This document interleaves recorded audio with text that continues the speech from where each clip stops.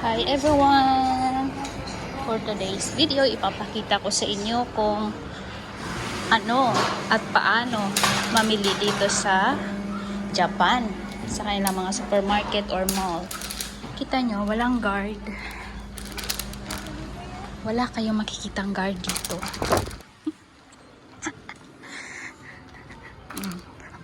Walang susunod-sunod sa inyo na guard dito sa Japan. Malaya kayong mamili kung anong gusto nyong bilhin, or kahit hindi kayo mamili, okay lang, walang susunod sa inyo. Yan, walang guard yan, walang mag-check na mga bags. Wala. Tsaka wala rin pala kayong makikitang mga sales lady. Walang susunod-sunod sa inyo na, ano sa inyo ma'am? Ano po sa inyo? Ito po, ito ganyan. Hari po kayo dito, ganyan. Wala po. Dito, di-display lang nila yung mga items. Ayan, mamimili lang kayo. May mga tauhan sila. Ayan, na nandun lang sa mga nagpe-prepare ng mga pagkain. Display lang yan nila dyan. Ganito sa Japan. No security guards, personnel, no sales lady around. You can go around the area without hesitation. You can freely go around here. Yes, this is Japan. Oh, mamimili tayo dito ng makakain.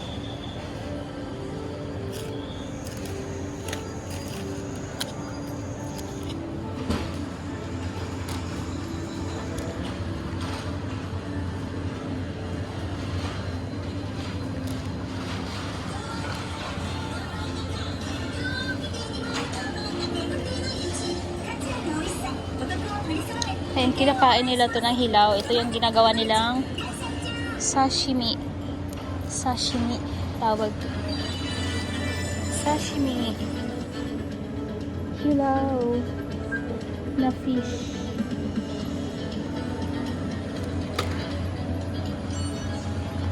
Ayan, no security guards. No sales ladies. Walang maingay na nasusunod-sunod sa inyo.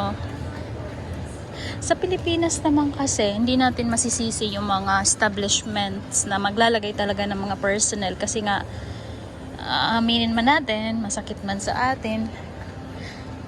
Yung ibang Pinoy kasi, mahilig talagang mga manguha ng mga hindi naman dapat. Meron dito yung mga personnel nila dito, yung mga nag-a-arrange lang ng item. Ganun. Yan, tulad niyan. Yung mag-a-arrange lang sila ng items. At alam nyo ba, may mga edad na yan. Walang age limit dito. Hanggat kaya mo magtrabaho ka. Uy, sarap.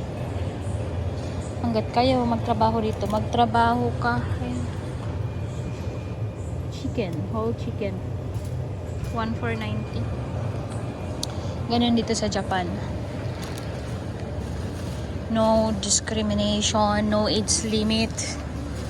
You can apply work anywhere, everywhere, as long as you can handle the situation and you can go, you can do the work, you can do your tasks. Kahit anong lahi pa yan. This is Japan. No security guards. Meron na silang mga CCTV. Ayan. Naka-monitor yan na mga nasa sa taas. CCTV only. No security guards, personnel. Galing no. Sana ganun din sa Pilipinas.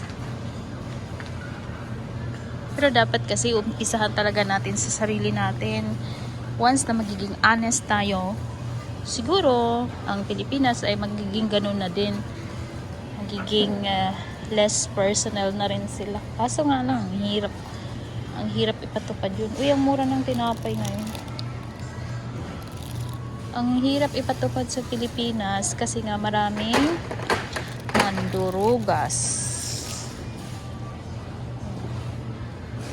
Yan, ganito po, ayan. Yung mga personal dito, mag-arrange lang sila ng mga foods. Yun lang, yung gawa nila. Wala silang limit kung hanggat kaya mo magtrabaho ka. Babae man yan, lalaki, bakla, tomboy, wala silang pake. Ganon kaganda. And sa mga naman dito, sa mga counters, yun yung mga cashier nila dito. Mga senior na din.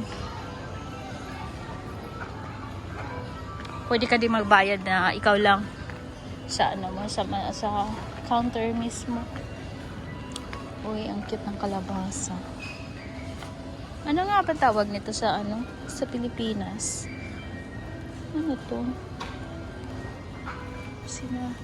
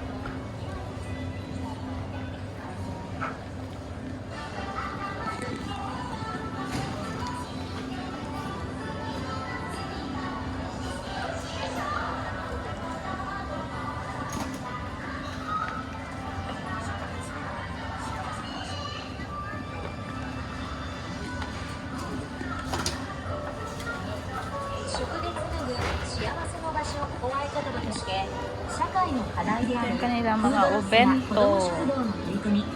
子どもの魚離れや食文化の伝承、地産地消の取り組みなど、これからも地域の皆様と未来を作っていきたいと思っております。